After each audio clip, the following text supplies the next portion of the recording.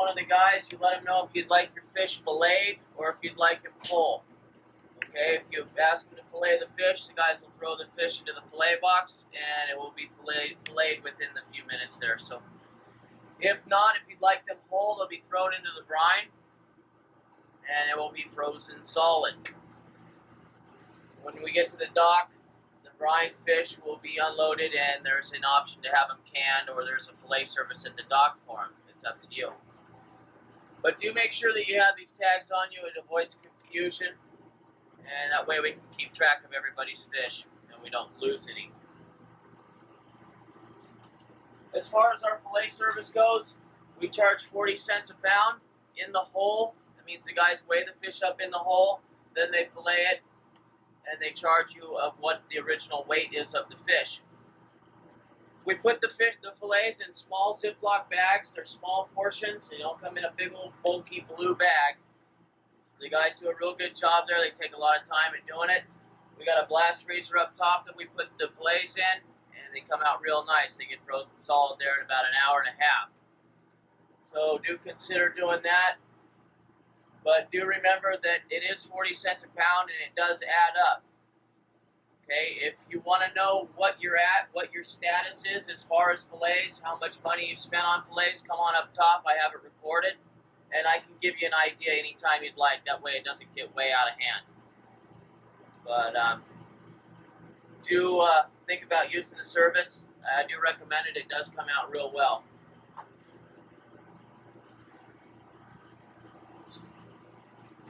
Okay, as far as the Jackpot goes, it's first, second, and third place. We do weigh the Jackpot at the dock, so obviously a filleted fish can't be counted in the Jackpot. The Jackpot fish is basically going to consist of a yellowfin tuna or a wahoo or a big yellowtail. Marlin don't count, sharks don't count, black sea bass don't count. Same basic rules in the Jackpot that have been around for the last 25 years. As far as the guys handling your rod, we're not going to disqualify you if they're getting you out of tangles or getting you around the anchor line. Basically, we'll disqualify you only if you give up the rod due to being tired or you just want to hand it off or whatever the case is there. But we're not going to disqualify you for getting you out of tangles or getting you around the props. Okay? Everybody understand how that Jackpot works? What about trollfish? Oh, the trollfish do not count either. Okay? If we do get a trollfish, we clip the tail. A little clip on the tail there, and then that'll identify the fish at the dock, so we don't have any confusion there.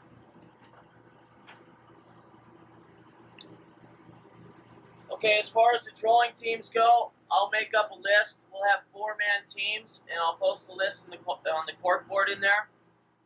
We will have 4-man trolling teams. When we do troll, I don't know if I mentioned this last night, but we will rotate the individuals on each team after each trolling team. That means, say we have 1, 2, 3, and 4 team, or number 1's going to be on the starboard corner, number 4 is going to be on the port corner. When we rotate, 4 is going to be back over here, 1's going to be in the middle. Does everybody get an idea how that works? Okay, good. It's we'll do 45-minute turns on the troll or a jig strike on the species that we're after. You know, if we get a small tuna or some junk fish or whatever the case is, we're not going to switch teams. But if it's what we're looking for, then we'll go ahead and switch teams and go to the next one if the fish is landed. 3 short bites, and I'm going to go ahead and switch teams also. Okay, if we get 3 short bites, we'll switch teams. So keep that in mind. When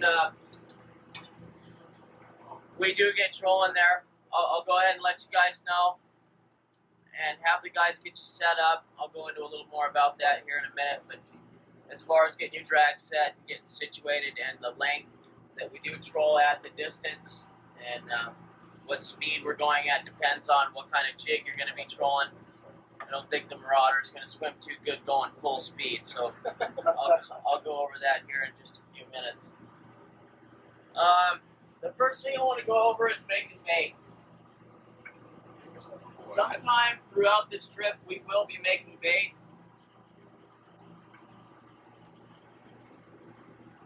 Now, depending on the bait size, we're going to start, hopefully the bait will be small, so we're going to assume on using a 4-hook canyon. I do have these upstairs. If you guys don't, you can buy them from me.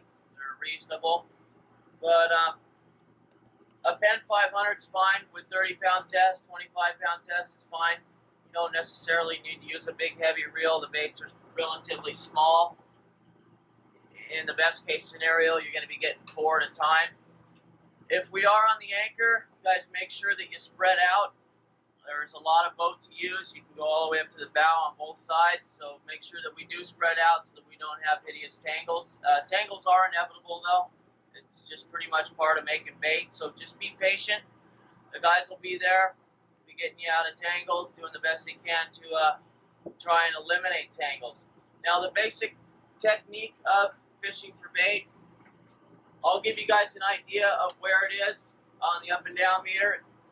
And what you want to do is drop it down, say 100 feet, and then you try it at 100 feet by simply bouncing the jigs up and down.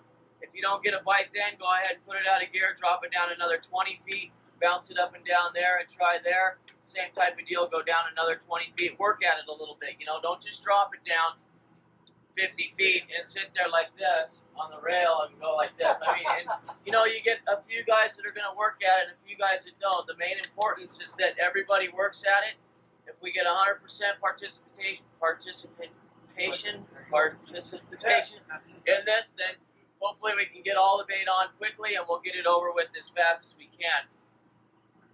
I want to have everybody using the same kind of rigs, though. It seems like if everybody's using a 4-hook canyon and a 6 or 8 ounce sinker, then we don't have the tangles if a guy's using a 2-hook one and a 2 ounce sinker. Okay, so I'll let you guys know what the conditions are like and what seems like it's going to be the best method. But if everybody uses the same outfit, it eliminates tangles right off the bat. So if you don't have these particular outfits, let me know. I have the sinkers upstairs and I have these bait rigs. Okay, but in the past, you get guys that go, well, I'm having better luck on this 16-hook canyon with this, you know, 1.5 ounce weight. Yeah, but you're getting tangled from one end of the boat to the other, so it doesn't work out very good at all. Okay, well, let's assume that you got 4 baits. You are successful on your drop. What you want to do is you want to swing the baits this way, grab your sinker, and you walk over towards the bait tank, holding it tight. Hopefully there's a half a dozen guys around you with full loads also, and the guys will shake the baits off with a bait shaker right into the tank. Okay, when they get them all off and you're dry, you know, don't come around like this. Come directly straight back, and then turn around and then go back to where you were, where your position was. Now, if we're on the drift, you guys are all going to be on the same side of the boat, but it's the same deal. You know, spread out a little bit, give everybody some room, and hopefully we don't have too hideous of tangles. And when we are drifting, generally you do need to use a little bit more weight, but we'll see how it goes there, and I'll let you know and give you the best possibility there. Everybody got a pretty good idea on how this works? Okay. Generally, we're going to be fishing bait at night. There's been times where you've seen it up in the middle of the day, and all of a sudden you'll go, hey, you know, let's just go ahead and try it. You'll see a breeze or a bait. We might be doing something else. But if it looks like we might be able to catch it in the middle of the day, there's a big spot of it or something, we might just stop everything, bust out the bait rigs, and throw on a couple boxes of mackerel, you know, just out of the blue. So be prepared for that. If we are, or when we are getting ready to make bait, make sure that you do have all your stuff rigged up before it's actually time to drop over the side. A lot of times you go, okay guys, here's the bait, and you got 20 guys that are still rigging up. So make sure that you are prepared so that when it does come time, we don't just have 5 guys that are working at it.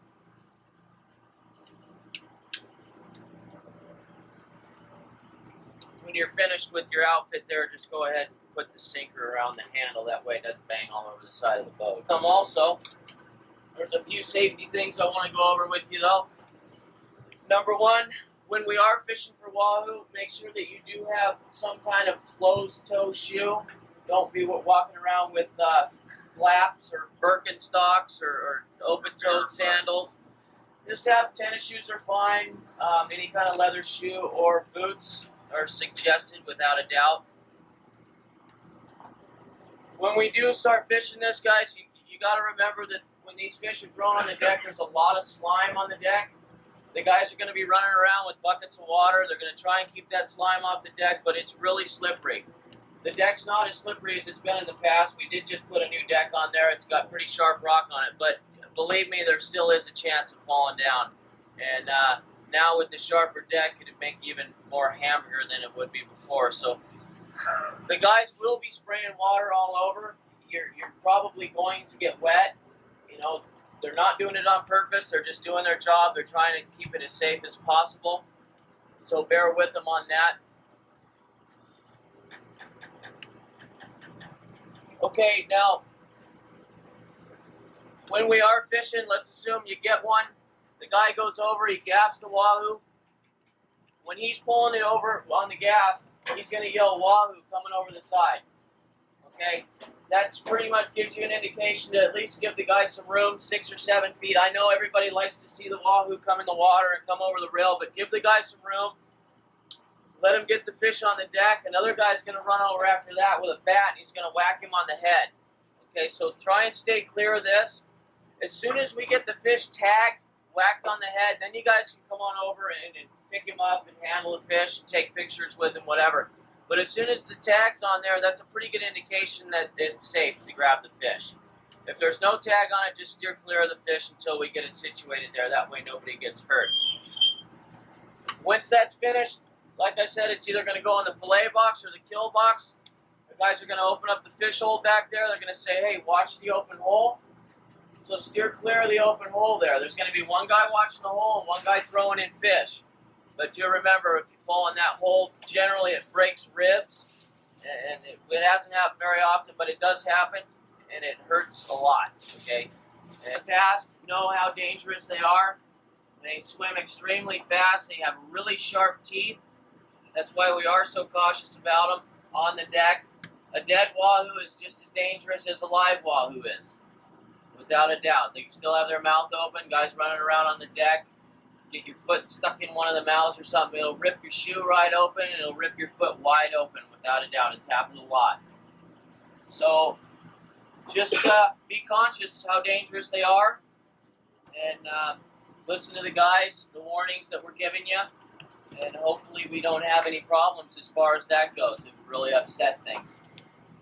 Okay, the first thing here is going to be our trolling outfit. Now, I suggest using a 50 SW with 80-pound test. Where we are trolling around, there might be tuna fish involved in this also. So a guy might get a tuna on a marauder, or you might get a tuna on one of these jigs that George makes up. Basically, you want to be using 80-pound test, a 2-speed reel, a heavier tuna stick, and 275-pound wire leader. Be a little bit longer than this, probably about this long, 3.5 feet, 4 feet, like that's probably your best bet. Now, I've seen a lot of guys in the past where they use a chrome swivel or a chrome clip, and what you see is a wahoo will come by, and instead of grabbing the jig, they'll actually grab your chrome swivel, and it'll cut you off right there. So if you guys are using those and you'd like to switch over, come on upstairs. I do have the black swivels up there.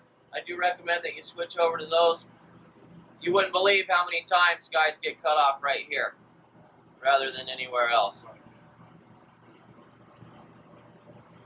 Single hook's your best bet on these jigs, on the marauders also. The marauders, some of them don't come with swivels on them. I don't really have one to show you right now, but some of them don't come with swivels, and you'll see a lot of times that hook will actually bind up and it'll pry out of the fish's mouth. If you do want to get it equipped with a swivel, let me or one of the guys know, and we'll do what we can to put a ring on there and put a swivel on it. But single hook's definitely your best bet. A lot of guys go as far as sharpening them, and That's a real good idea. They do have a hard jaw, and it makes it easier to set the hook. Okay, like I said, we're going to have 4-man teams. Say we got our 4 guys out. All of a sudden, we get a jig strike, and we get 1 on the jig strike. Okay, the other 3 guys, the most successful thing I've seen is guys will drop the jig back another 20 feet, 20, 25 feet like that. You don't necessarily have to drop it back 100 feet. You know, just drop it back anywhere from 15 to 30 feet. Make sure that it's in high gear, and then start with a fast retrieve. Now, as soon as this jig starts to get close to the boat, you want to slow the thing down. Okay, make sure that you slow the jig down. I've seen a lot of times where that wahoo will chase that jig. A guy will be winding full speed. He'll bring the jig up like this and grab it. The wahoo will literally chase it right out of the water, follow the jig up in the air, and bounce off the side of the rail or go over the rail even and land on the deck. So do keep that in mind. When you're doing your fast retrieve, slow the jig down and stop the jig before it gets to the boat. You see a lot of times where a fish will come up, he'll follow it, and he won't eat it until you stop it, and it stinks. Then he'll grab it right there 10 feet from the boat. It's pretty exciting. So sometimes just that speed change will get them a little more aggressive, and they'll grab it there right by the boat.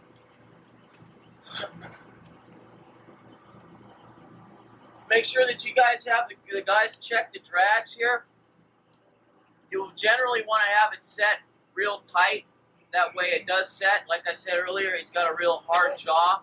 You want to have your drag set real tight so that the hooks bury into him, but not too tight to where it breaks the line. So have the guys take a look at that.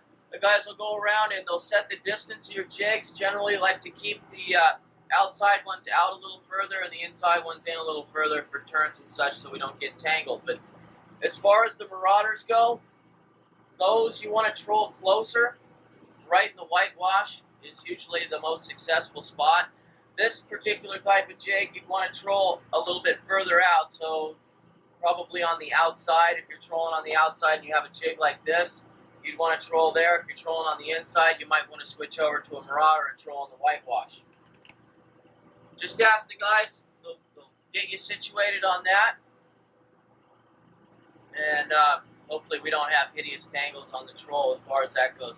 Do remember that the guys that are trolling do have the right of way.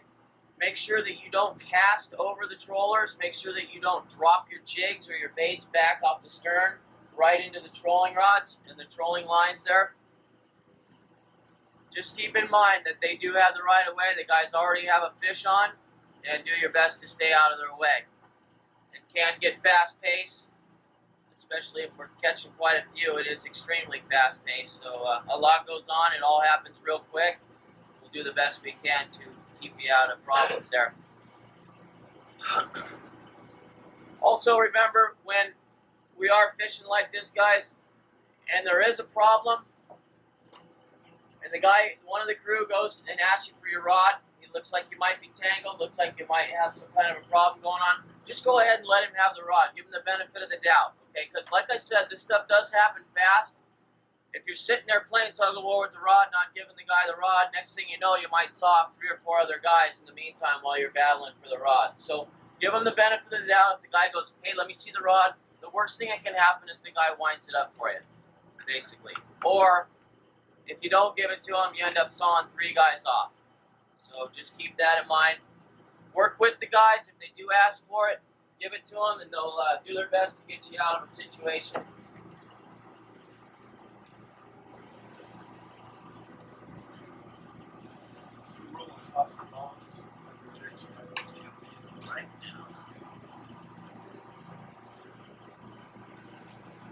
Okay, Wahoo bombs and jigs. Where's that? Jig on that.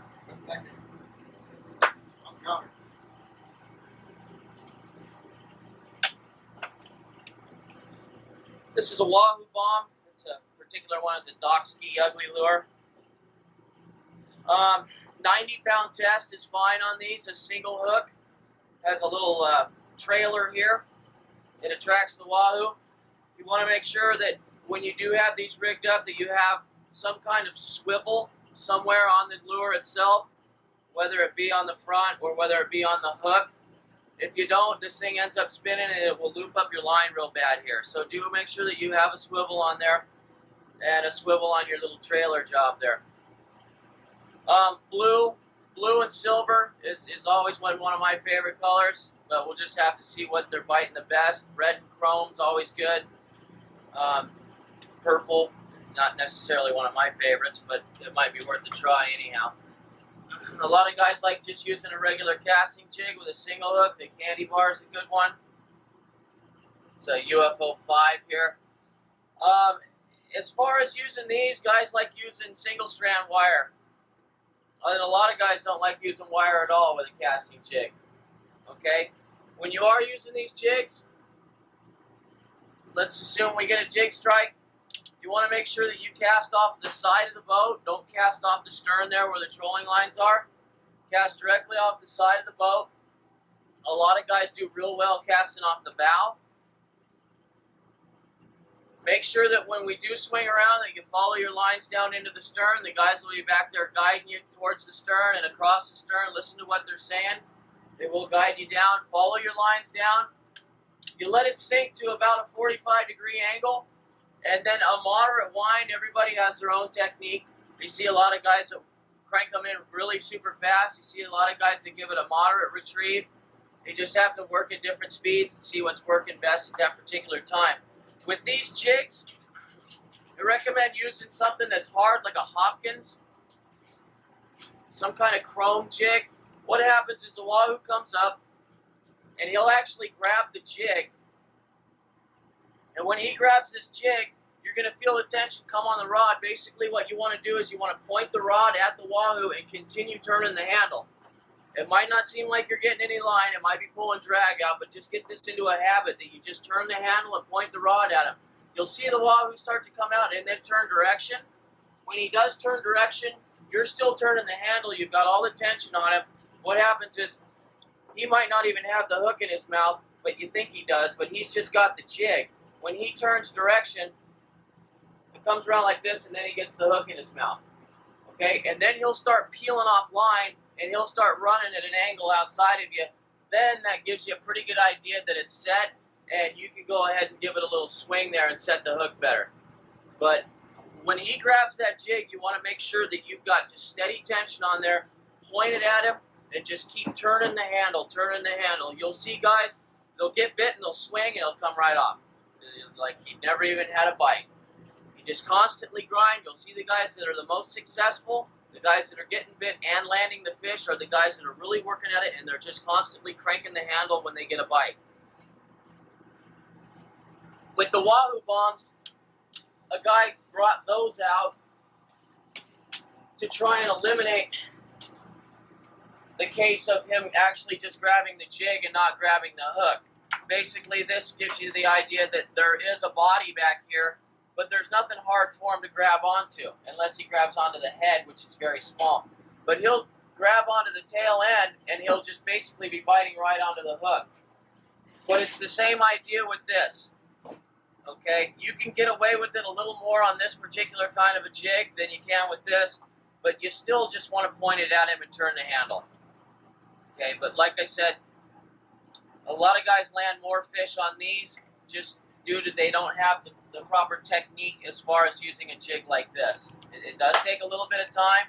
I recommend if you've never been Wahoo fishing before that you start out with something like this rather than like this, because this does take a little more technique, and guys that have been working at it sometimes only use this particular jig. Okay, but I recommend that you start out with this if you've never done this before. It's a hell of a lot easier. You have more success as far as technique goes. Okay, when you do go back to cast, guys, it's really important. You got to remember, we got 27 guys on the boat, and when that jig strike horn goes off, you know, it's like, everybody gets into the mode, they go back, they cock back, and they get ready to cast. Make sure that you watch your jigs. Okay, this is a pretty big hook. It's a pretty big hook here. Now, if you're not watching your jig, and you swing back and you go into the water, and somebody's walking by you, whether it be me, whether it be one of the guys or another passenger, and he gets this hook in him, it's going to make a pretty big mess. Okay? So when you go back to cast, give some kind of a signal. A lot of guys use the word low bridge, going out, whatever the case is, but I want to hear the guys saying something. You know, let everybody know, make sure that you're watching your jig, and go, hey, low bridge, and then you go out. Unless something's seriously wrong, your jig's going to go into the water, okay? I mean, you don't necessarily have to watch the water and aim to where you're going. It's not spot fishing. We're not trying to get under a piece of structure or anything. You know, you watch the jig, you cast off the side of the boat, low bridge, going out. Let's try to be real safe about it. That way we don't have any catastrophes. Now, one of the guys mentioned last night that when you do store your outfit, he was talking about hooking it right here and letting it hang out on the side of the boat like this, or on one of the rocket launchers, or wherever the rod was. I took that thing down that was back there where we had the trolling rods for the summertime, so that won't be out. But he was talking about having the hook on the harness ring here. And guys, see how it's exposed like that? What he wants, and it's an excellent idea, is to hook it back here behind the seat. Okay, that completely hides the hook. Even if you were to brush up next to this thing with your chest, you probably wouldn't get the hook in you. Okay, so let's everybody go ahead and do this, and I'm sure it'll eliminate just about any problems of running up and down the rail there and getting a hook in the leg or a hook in the neck or something like that. Okay, I've seen guys where they actually, it might sound kind of ridiculous, but they leave them like this. And they put the rods up on the side there, you know, and you go running by with a gap or something, and you'll actually brush by the jig, and you'll turn around and you'll see it, and you'll just go, oh my God, I almost got it there. So that's absolutely ridiculous. That's a fresh water, yeah. Yeah, that's a good one there. So Wahoo, a Pen 500 is fine. Any rod that's comfortable for you. Something that you can cast pretty good with. Wire leader, anywhere from 27 pound to 60 pound test is fine. I'd start out with something like 40 pound. A 3/0 hook is fine. I would suggest using the 7-strand wire on this rather than the single strand. It tends to give the bait a little better action, and it doesn't look so bulky in the water. But if you've been using single strand and had success for the last 20 years, that's fine. I don't expect you to just up and change. But it does seem like this is the best way to go. There's a little knot you guys are familiar with called a perfection loop. These are crimped on, but you can also tie this on. If you start getting fish and you don't want to go through getting your crimpers and putting another crimp on, you can just tie a perfection loop on this wire with this hook. If you have any questions about that, ask the guys. I'd be more than happy to help you out on that. It just basically saves you a lot of time, gets you back out in the water. If you don't really need to start with a leader this long, but something about 18 inches, 20 inches like that should be fine. That way you get a fish, you cut the hook off, you still got this much leader left. You go ahead, you tie a perfection loop and a hook on there, and then you got another shot. So you get 2, maybe 3 uses out of your same leader. That way it's not just a one-shot deal. You don't have to make 25 of them and waste every one of them. You can get 3 shots with each leader as far as that goes. Now we do have the sardines. It's all right now. I mentioned earlier, we should end up with some mackerel here by the end of the trip, without a doubt. As far as hooking the bait,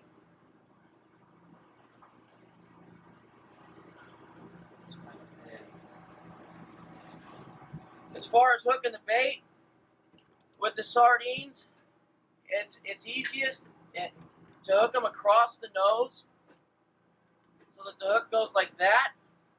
A lot of guys like to anal hook the bait. The only thing about that, though, is when you go to cast it, it's real soft down there, and a lot of times you'll pull the hook right out of the bait. So start with the nose hook, especially if we have mackerel.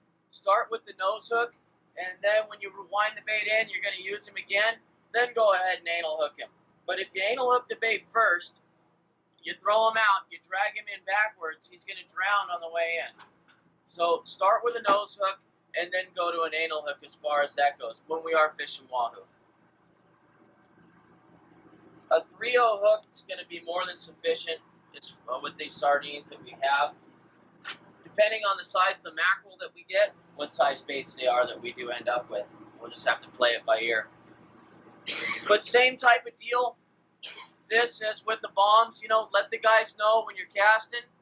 Watch your bait as it goes over. Well, it's bound to hit the water. Make sure that you do cast off the side of the boat. When we are on the drift, you want to make sure that you're fishing on the windy side of the boat with bait. With the Wahoo bombs, it doesn't really matter. But with bait, you want to make sure that you are on the windy side of the boat. Basically, you cast out on the downwind corner and you step whichever way, either left or right, towards the wind. Work your way up around and up the side of the boat. Once you get up to about here on this side of the boat, go ahead and wind it up. Go back to the downwind corner and start over. That's just a general basic rule. It's basically the tuna shuffle that everybody's familiar with. And we use the same technique as that as we do drifting for Wahoo.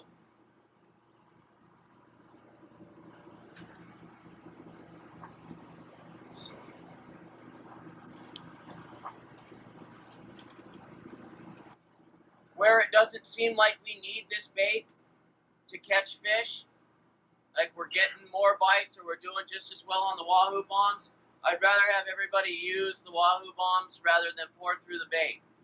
Okay, if we can save the sardines for the tuna and get away with using the casting jigs and the casting bombs for the Wahoo strictly and use the bait for the tuna strictly, that'd be great. Okay, we'll just have to play it by ear and see how it goes. A lot of times you end up in the shallows and you end up getting junk fish on the bait. What I'll do is I'll get on the PA and I'll say, hey guys, you know, go back to using the bombs. We're just pouring through the bait here for no reason. We're getting all this garbage on the boat and it's not doing us any good. So when that does come time, just go, hey, that's it. Go back to your Wahoo bomb and try it that technique. But don't be surprised if I do get on and say that, because 9 times out of 10 that does happen.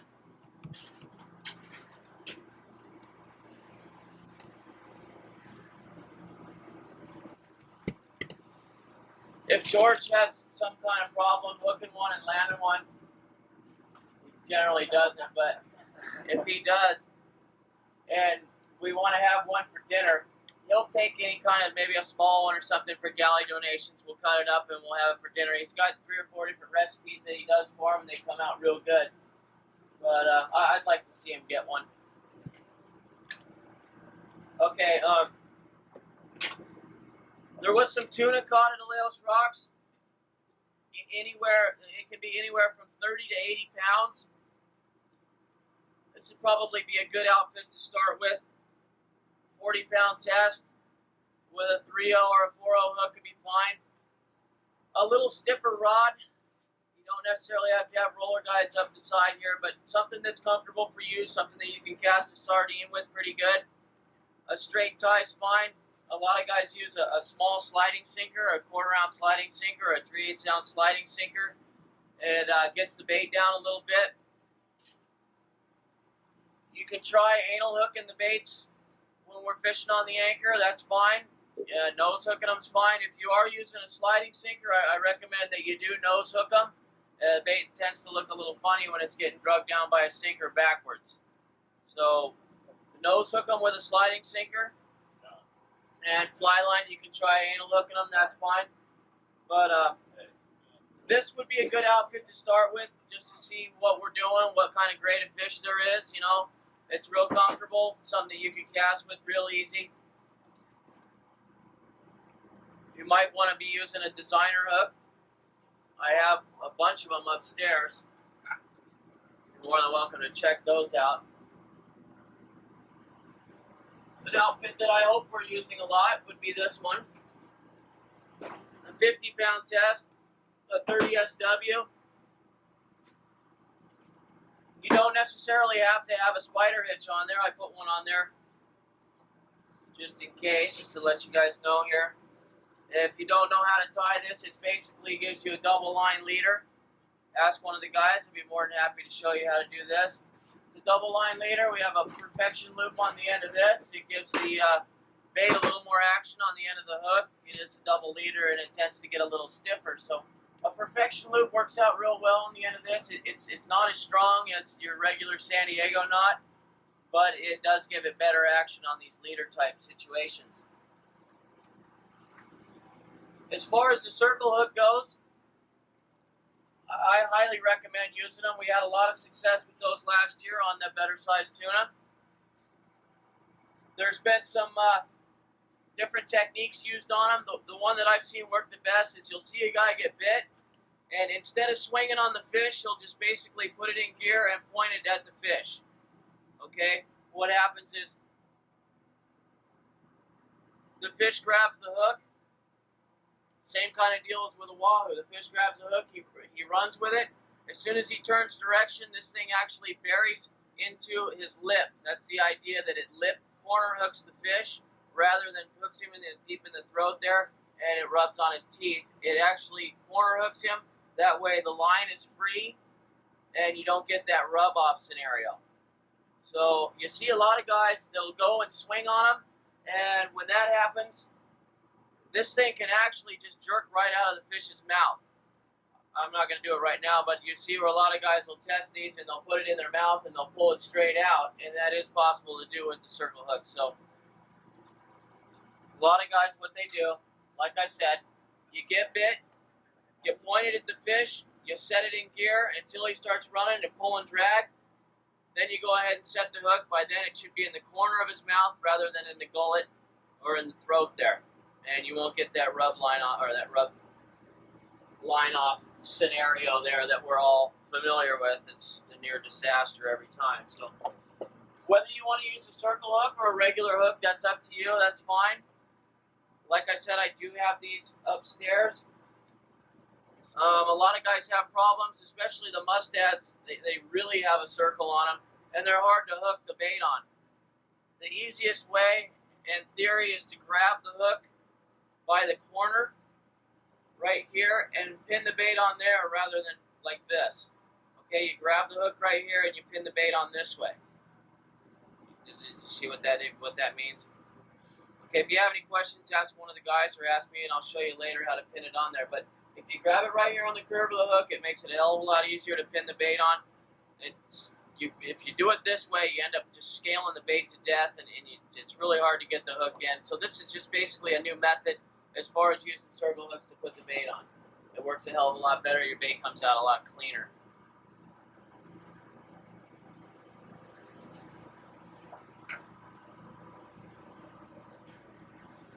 Last year we started using, well, not started, but last year we really focused on using Spectra and the splices there. If you guys did bring that on, I suggest that you get together with Jim here. We've tried a lot of different things out with the different knots, the Albright, and we found that there's a splice that we're doing that they do back east, and it's a splice rather than a knot. And it's used with Dacron and Spectra. It basically forms like a Japanese finger trap type of thing. And we used it last year during the long season, and it worked out real well. We were splicing 100-pound on a 250-pound wind-on leaders, and we had a lot of success with that. It worked out real well. So if you have any questions about that, and you want to see some kind of option besides that Albright knot, I saw disasters with that last year, going through the guides and breaking off, or a guy had a nice fish on and then gets stuck in the guides. I'm not saying it's the wrong knot to use. If you've had success with that and it's worked for you, that's fine. But I've seen some cases where it hasn't worked out very well at all. And then again, you've seen cases where it works out just fine. But this is something else that you might be interested in. You don't have to do it, but it's something to look at. Jim will be more than happy to show you how to do that. We'll break out our Spectra splicing box, and then go over that. Did you bring that Spectra? Okay. We do have some on the boat if you guys are interested in trying that out.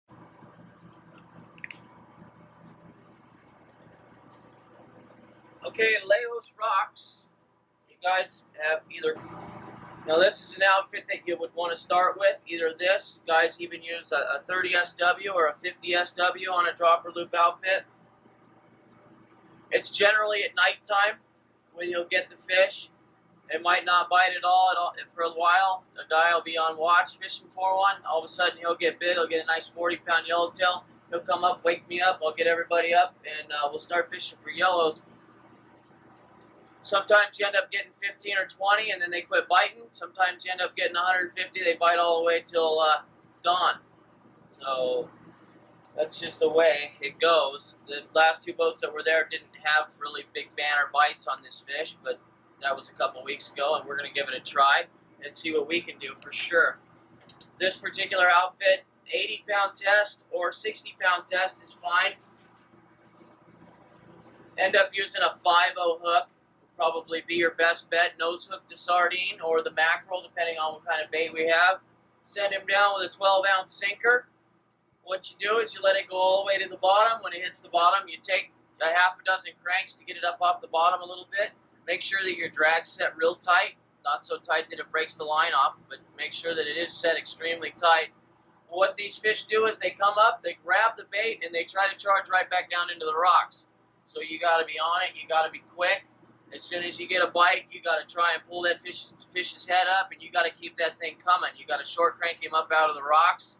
It's really exciting. It can be a lot of fun, and it can also be a big bummer when you lose them. I mean, you know, they really hit it hard. They almost jerk the rod right out of your hand. They're real tough right off the bat.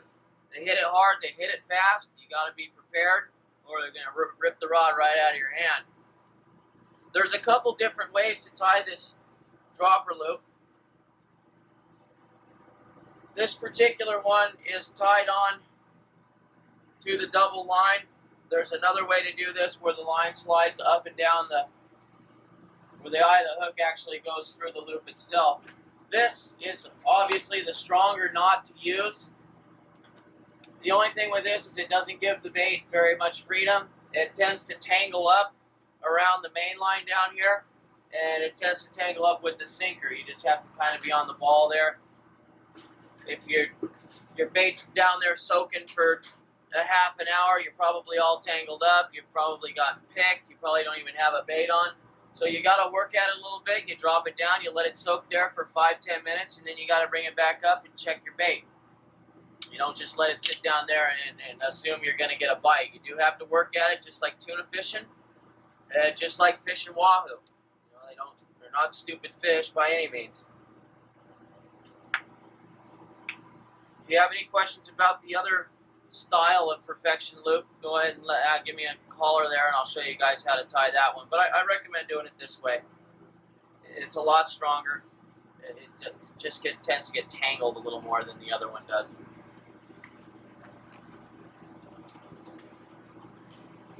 Takes another way to try for these yellowtail. I'd use a little heavier outfit, something like a 6/0. A 60-pound test, but basically a jig like this, a 6X Junior, blue and white is probably your best bet. Maybe an all-white jig, or maybe an all-chrome jig.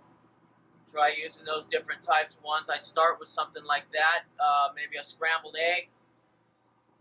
Would probably be something I would start out with. Basically, the idea behind this is you give it a little lob off the side of the boat, let it sink all the way to the bottom, take a half a dozen cranks up, and then you give it a few nudges like this, and then you give it a fast retrieve straight up and down. You give it a fast retrieve for about 25 feet, let it sink back down, and then stop it, and then fast retrieve it back up. A lot of times it annoys the fish right into coming up and biting the thing. This can be a hell of a lot of fun if they're biting it.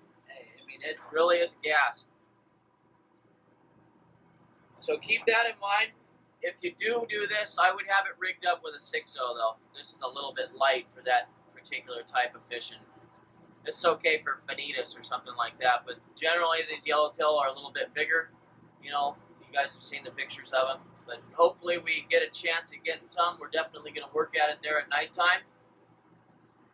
It's going to be, it's up to you. I mean, we can fish 24 hours a day, so it is up to you. We are going to try several different spots at night.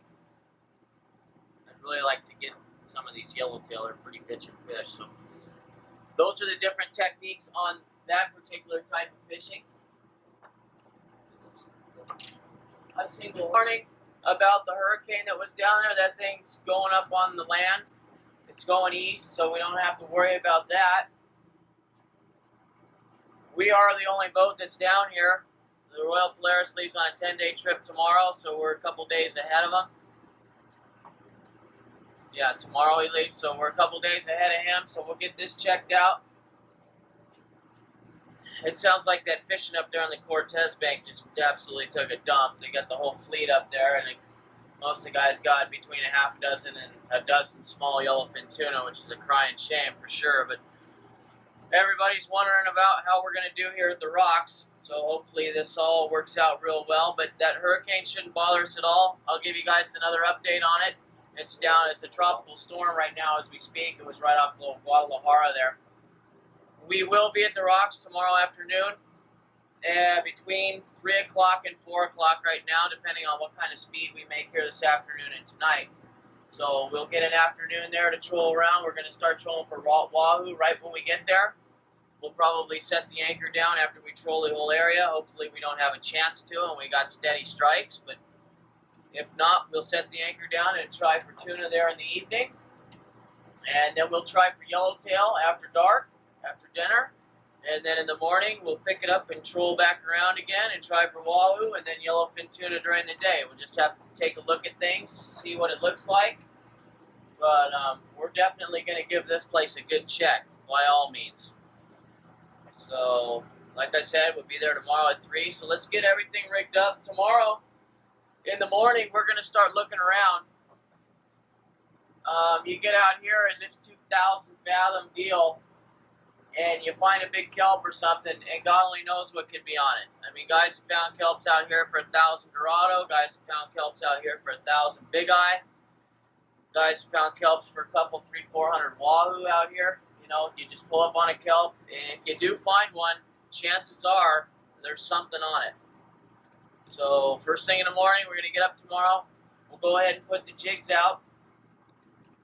And like I said, we're going to be going full speed, so I would imagine the Marauder is kind of out on that. So we will be going full speed, but we will be looking and hoping to bump into something before we even get there. Last year, Timmy had a kelp for, God, I don't know, 400 Wahoo or something. Just unbelievable. I mean, that's just like a dream come true, without a doubt. So. But you never know. I mean, it's definitely worth looking, and we're going to have guys up in the tower and looking all day tomorrow, so we're definitely going to give it a good shot. We will start fishing first thing tomorrow morning. So let's try and get everything rigged up today. We got another 7 hours. We shouldn't have any problem. I see a lot of guys are probably rigged up already. But if you do have any questions,